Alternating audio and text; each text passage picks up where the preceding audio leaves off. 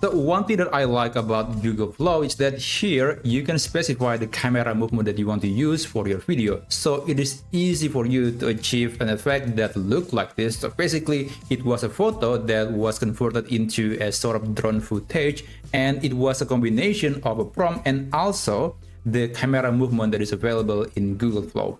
So these are just some examples that you could use, but again, you can also just describe how the camera should move in the video by just prompting. So in this video, I'm going to show exactly how you can create a drone footage based on a picture. Basically, you can convert any picture into a nice drone footage like this one using Google Flow. So first, let's navigate to Google Flow. You can go to Google and search using the keyword Google Flow. And by the way, this tool is only available if you're subscribing to the Pro or Ultra plan of Google AI. And that's the only way to access this tool at the moment, but I'm hoping that in the future anyone can start creating videos using Google Flow.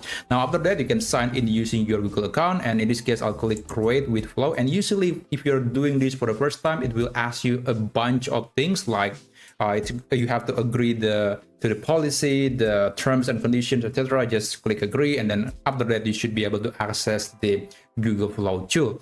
So this is what the tool looks like. It's still trying to open, and basically I'm going to create a new project. So you can click on this button.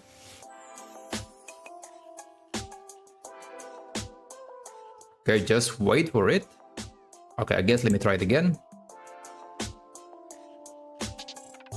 Alright, so this is what the tool looks like. It's quite simple, although you can also make an even longer video using this tool. But in this case, let's focus on converting a photo into a drone footage. Now, you can click this and then switch to frames to video. So let's start with a photo. And in this case, I guess I want to try using a photo from my computer. Let me just click the upload button. And let's try, I guess, this photo of Statue of Liberty. Okay, I guess I need to crop the photo. So that's something that I kind of don't like. I have to manually crop this. It's not an automatic process, but that's okay for now. Now just wait for the tool to analyze the photo, because usually it's going to reject a lot of photos. Like if the photo contains a copyrighted material or sometimes a famous person, it might be rejected by the tool, so you cannot use that kind of photos. Although some people say that they're able to do so, but most of the times it might be rejected by the tool. And here you can click this icon, the camera setting basically, and then you can select what is the camera movement that you want to try. So if you want to achieve a drone footage, I would say all of them could work, but personally I like the ones like Dolly In, Dolly Out, Jeep Down, Jeep Up, Orbit Left, and Orbit Right. Those are some of my favorite, but any other movement can pass as a drone footage. And later I'll show you some other prompts that you could utilize to accompany the camera setting. And in this case, I'll try using, I guess, Orbit Left. Let's try that.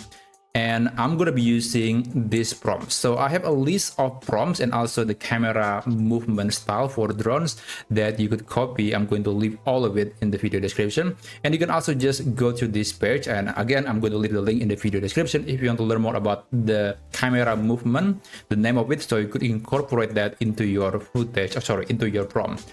All right, so I guess I'm going to be using, let's try, okay, Orbit is quite interesting, but let's try Helix.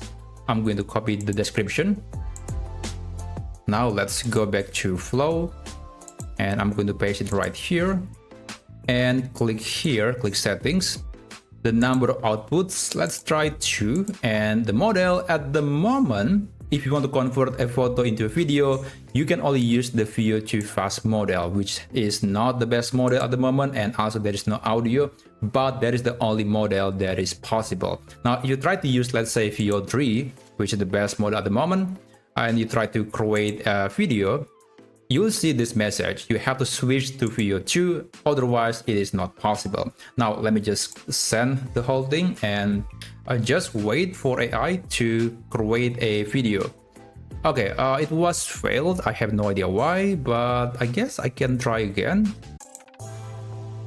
Okay, now it is running. There was a technical issue, but now it is running. It should only take about 1 or even maybe 2 minutes to create the footage based on your prompt and settings, and I'll be back when it is done.